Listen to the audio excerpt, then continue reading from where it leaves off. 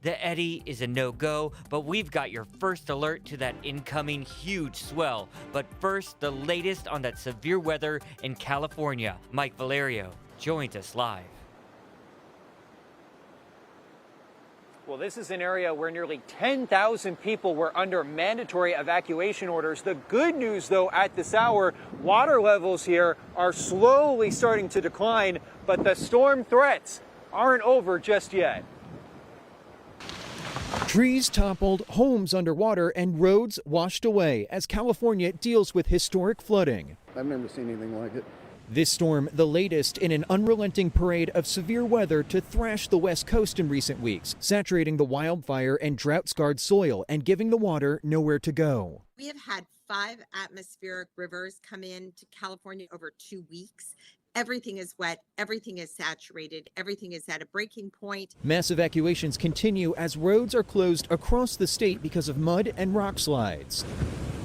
It was like 2 feet of mud and water coming down the street and out of the houses, so it was pretty scary. Rescue crews statewide are working around the clock, walking stranded drivers to safety after a mudslide shut down Highway 126. Rescuing 2 people in this sinkhole near Santa Clarita, and airlifting an elderly couple and their dog from their Monterey County home. We were looking out the window and then we saw the bridge go. And when that bridge went, there's no way out. Southern California will see a break in the weather Wednesday, but more rain and flooding are expected across northern parts of the state. We hope that the storms that are coming through, this compounding impact, that we'll be able to continue to mount the response necessary to protect our people. Also tonight, the iconic Pacific Coast Highway, the main artery in and out of here, is still shut down. We don't know when it's going to reopen. And meantime, this is just one of 4 atmospheric river events happening between now and next Thursday. We're live tonight in Montecito, California. I'm Mike Valerio. Back to you.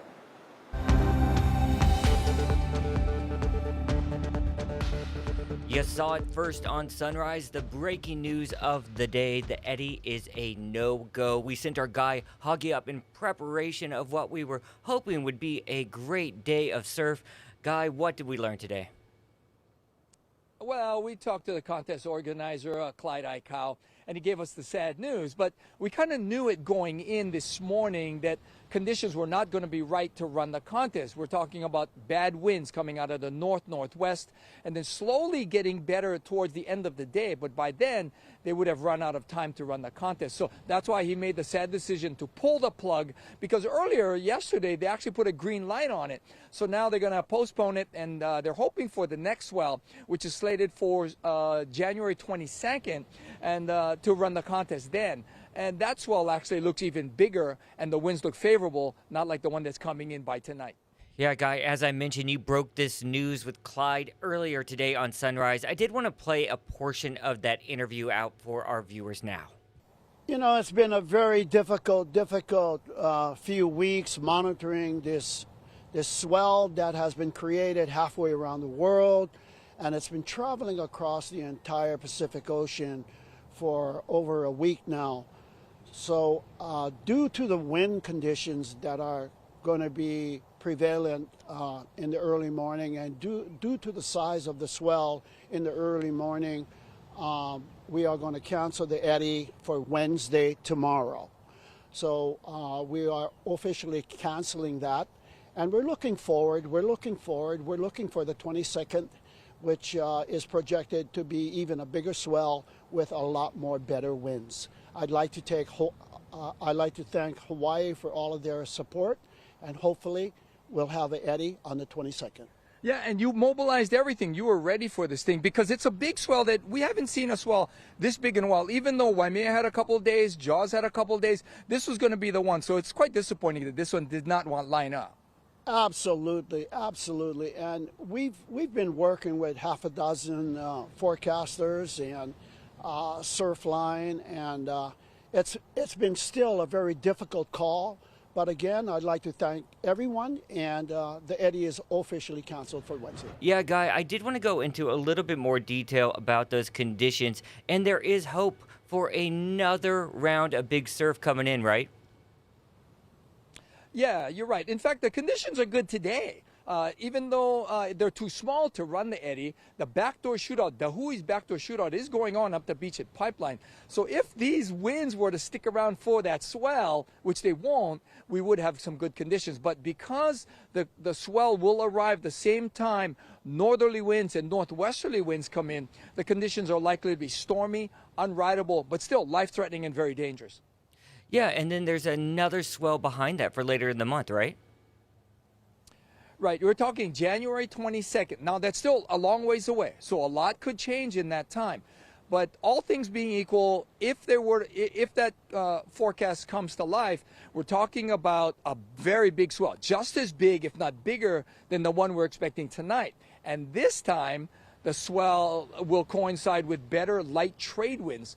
So that swell is looking to be pretty good. But again, Jonathan, I got to stress that that's a ways down the road. Things could change. So you got to stay on top of the situation. Keep yourself posted. Let's keep it on top of this situation we were talking about with this latest swell, the one coming in tonight. What are the impacts? Yeah. What are the first alerts you need to give our viewers outside of the Eddy? Okay, first and foremost, the ocean, probably through tomorrow, probably through Thursday, will be a very dangerous, life-threatening place. And staying well away from the breaking waves, from where the sand is wet or the ground is wet, is actually probably a good idea. There will also be some implications with regard to traffic. Surf this big will likely rush up onto the roads, wash up onto the roads. There'll be debris coming up over the roads, places like Ka'ava, out towards Makaha, and parts of the North Shore too. So traffic could have some impacts. Also, we could get more coastal erosion for those houses really in danger of falling into the sea. We're talking up towards Sunset Point and those areas. They will likely face more coastal erosion because the waves are going to be that big. And some of it could even result in coastal flooding. So those are the things you got to watch out for. But the main thing, the first alert, is stay out of the ocean, at least for the next 2 days. All right, Guy, while we got you here, you are our resident surf expert here at H&N. I wanted to talk a little bit more about the history of the Eddy. You've been up there a number of times. Mm-hmm. What's it like? What's the feeling? And just tell me about that. Describe it to us. Well, first and foremost, the contest itself honors a great legendary Hawaiian hero, right? Eddy Aikau, the first lifeguard here at Waimea Bay, saved countless lives that he never even reported. He just was doing it. That's what he lived for. Then he dedicated his life to the Hokulea and sadly died when that boat capsized trying to rescue them. So all the big wave surfers, the big wave community, the North Shore here uses this contest to honor Eddy first and foremost, surfing notwithstanding, right? So they do that to honor Eddy. So whenever it does happen, it's such a celebration of everything that Eddy was about, as well as the sport of big wave surfing. So they were really looking forward to it because it hasn't run since 2016. And I got to tell you, I was here for the contest of 2016. It was probably the best Eddy Aikau contest ever run. And they've had some spectacular ones. But with John Florence winning it and with the waves being just really, really spectacular, 2016 would be hard to beat. And Guy, you're saying the surf is pretty good out there right now. Are you seeing any of those professional surfers out there in the water right now already today? Not at Waimea because it's too small for Waimea Bay, even though we got some really nice conditions. So because we have a swell that's good size on the way down with great conditions, I think the backdoor shootout is going on right now, the Hui's backdoor shootout. And that's high performance waves in a crazy, awesome wave backdoor and Pipeline. So that's probably going on. But again, the big waves are coming in tonight, going to peak tomorrow, but they'll be mostly unrideable for much of the day. All right. Guy Hoggy with his awesome insight and some breaking news for us today on Sunrise. Really appreciate it, Guy.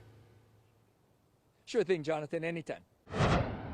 Well, after the extensive drama surrounding the House Speaker vote, another busy week ahead on Capitol Hill. Here to help us sift through it all is Hawaii News Now White House correspondent John Decker. John, thank you very much as always. We appreciate your time. Now, first off, the Justice Department is reviewing classified documents found in President Biden's post-VP office. What is the latest on that front? Well, the latest is this. President Biden here in Mexico City, concluding a 2-day summit with his counterparts from Mexico and Canada, but he certainly is getting asked questions about this in the past 24 hours. The latest is that the Attorney General of the United States, Merrick Garland, has essentially assigned this matter to the Republican-appointed U.S. Attorney for the Northern District of Illinois in Chicago. He will investigate this matter now to see if any laws were implicated. The Presidential Records Act may have been violated. The Espionage Act may have been violated. So that's something that's happening at the DOJ level.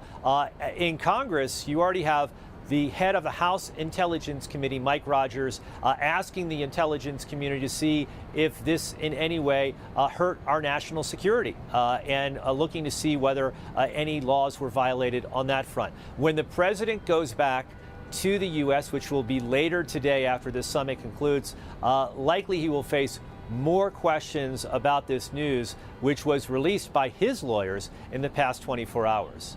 Now, would you say this situation is similar to the one involving former President Trump? And what has he had to say about all this? Well, on the surface, it does seem similar. You're talking about two former individuals, certainly part of the executive branch of the United States, that had classified documents in their possession. But that's really where, Mark, the similarities end. In the case of Joe Biden, these documents were discovered by his attorneys as they were cleaning up his office, as he was preparing to become the president of the United States. In doing so, they discovered these 12 documents, classified material. They immediately contacted the National Archives. In the case of the former president, there was a 1.5-year long tussle in terms of getting this material to the National Archives, a fight between the former president's lawyers and the National Archives and the DOJ that ultimately culminated in that FBI search of his home in Mar-a-Lago. Other differences, you're talking about a former president with classified information versus a former vice president with classified information. Why does that matter? As you know, the former president has said he declassified that material. That may be true. As it relates to a vice president does not have the power to declassify classified information. So some similarities, also some differences related to these two separate cases. We'll be keeping an eye on all of it. Finally, a different backdrop today. You're in Mexico City with President Biden for the North American Leaders Summit. What are we expecting the three leaders, because he's there with his counterparts from Mexico and Canada, what are we expecting them to agree on at the end of this conference? Yeah, yesterday was the bilateral meeting that President Biden had with Mexico's president, President Lopez Obrador. Today, the bilateral with his Canadian counterpart, Prime Minister Justin Trudeau, and then the three of them will meet together before making statements and taking questions from their respective press corps. So what comes out of this? Certainly the top issue here, immigration. Mexico agreeing to take 30,000 migrants per month from the U.S. These are migrants primarily from 4 countries, Haiti, Cuba, Nicaragua, and Venezuela, and also a promise from the Mexican president to look into perhaps taking more. Also a promise to increase security at Mexico's southern border to try to stem the flow of migrants coming from Central and South America. A lot of discussion also about trade, improving supply chains, and also a discussion about drugs, illegal drugs coming into the U.S. The U.S. says that over 100,000 deaths last year attributed to fentanyl, which is coming from these drug gangs in Mexico. So a lot discussed over the course of the past 2 days here in Mexico City. And a lot of significant discussions. John Decker, thank you very much. We appreciate your time. Have a great one. New at noon, as China continues to retreat from its zero COVID policy, we are getting in some disturbing new images from the country. Here's Selena Wang with more on that. Satellite images show crowds at China's crematoriums and funeral homes as COVID cases explode across the country. The images, taken by Maxar in late December and early January and reviewed by CNN, show lines of cars waiting outside of funeral homes in 6 Chinese cities. The images appear to show that a funeral home at the outskirts of Beijing has even constructed a brand new parking area. This is consistent with what I've seen at crematoriums in Beijing and with numerous social media footage that shows overflowing funeral homes. When I visited crematoriums last month, I saw a long line of cars waiting to get in and yellow body bags piling up in metal crates and workers loading more in. I spoke to families who told me they were waiting for days to cremate their loved ones. All of this, it suggests China's COVID death toll is far higher than the government's tally of only 37 COVID-19 deaths since December 7th, a strikingly low number. The World Health Organization and U.S. have accused China of underrepresenting the severity of its current outbreak.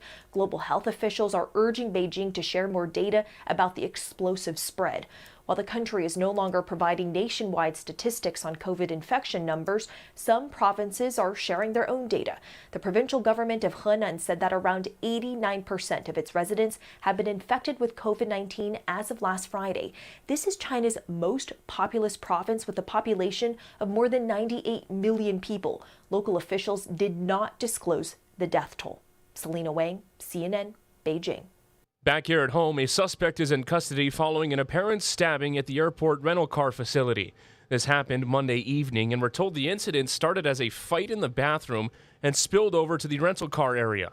EMS tells us a 23-year-old man suffered stab wounds in the back and both arms. He went to the hospital in serious condition. The suspect was arrested around 8:30 last night in the area of King and Gulick.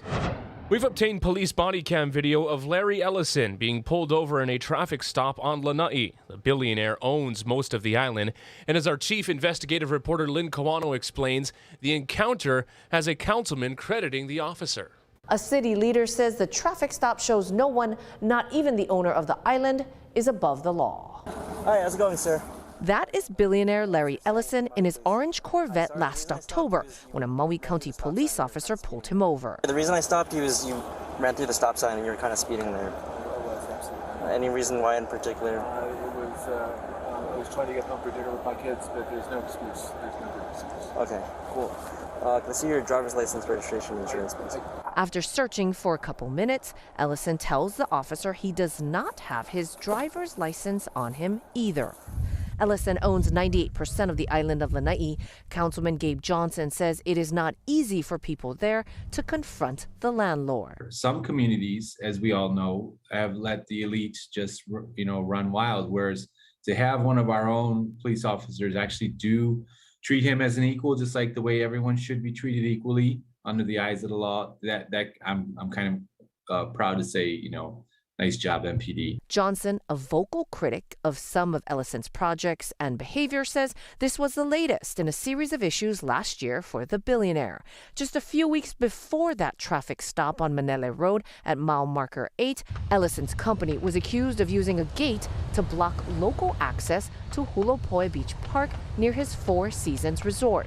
The gate was locked for 12 days until residents demanded it be opened. We still have rights and accesses to our beach. It's in the state law, and it's definitely there's Hawaiians on island that have to have cultural practices. You need to have access for our beaches. It's just plain and simple. The officer in the traffic stop did end up citing Ellison, who did not challenge the case. We did ask Ellison's company, Pulama Lanai, for comment from the billionaire.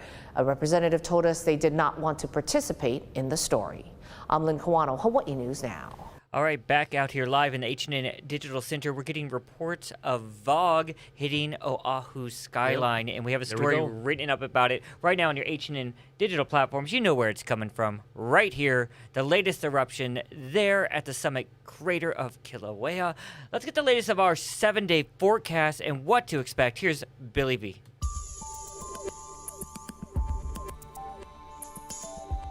First of all, today's going to be a nice day. It's going to be sunny, light winds.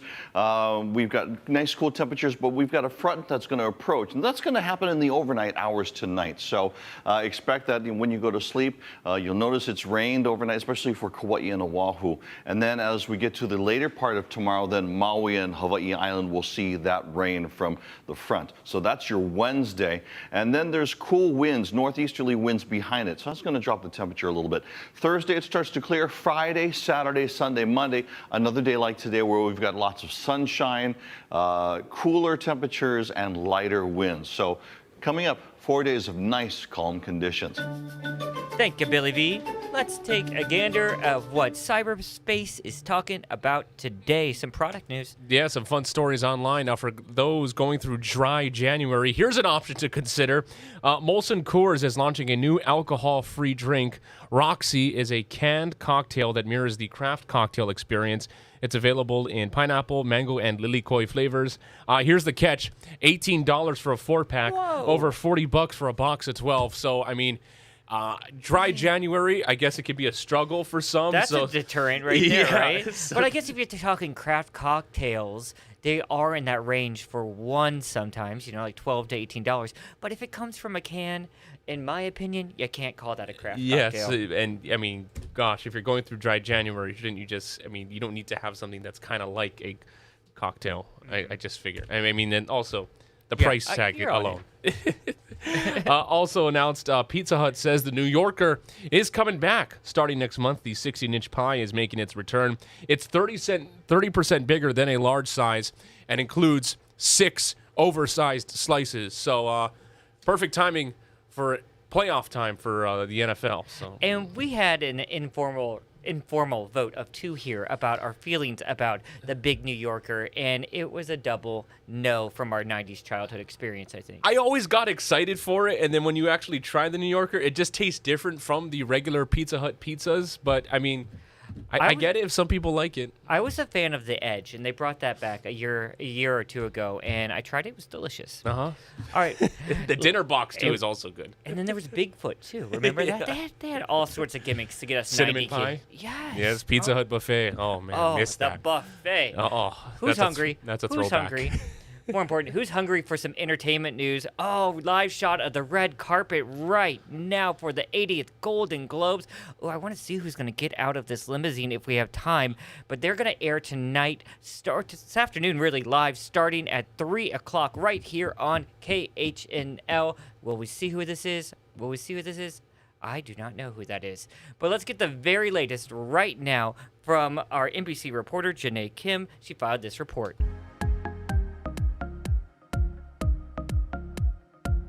I just don't like you no more. That's how many felt about the Golden Globes this time last year, with the criticism forcing an overhaul. I think most people in the Hollywood community feel like there's been enough change, there's been enough evolution amongst the Golden Globes voters who have doubled in size and become much more diverse in the last year and a half, that they should be supported again.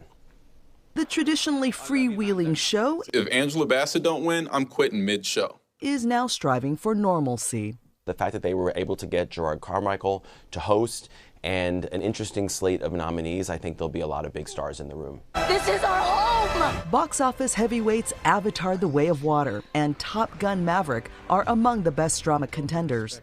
But Entertainment Weekly's Dave Karger expects The Fabelmans to win. It's a very personal film for Steven Spielberg with a great cast. I think that's the one to beat. Karger also sees The Banshees of Inisherin winning Best Musical or Comedy, with acting honors for Colin Farrell. The Whale's Brendan Fraser is a favorite for Best Actor in a Drama, but he's skipping tonight's show, saying he was groped years ago by the former president of the Hollywood Foreign Press. Will they give him the award knowing that he's not going to come? I still think it's between him and Austin Butler for Elvis. Karger also anticipates acting wins for Cate Blanchett and Michelle Yeoh. But the biggest suspense may be whether the Golden Globes manages to reemerge victorious. NBC News, Beverly Hills, California. And as we take you live back out to that red carpet, a reminder, there will be no First at 4 today on KHNL. That's because the award show itself gets underway at 3 o'clock. You won't want to miss it. And that's just one of the things we have in our works today on your HNN stations. We have a number of stories still developing.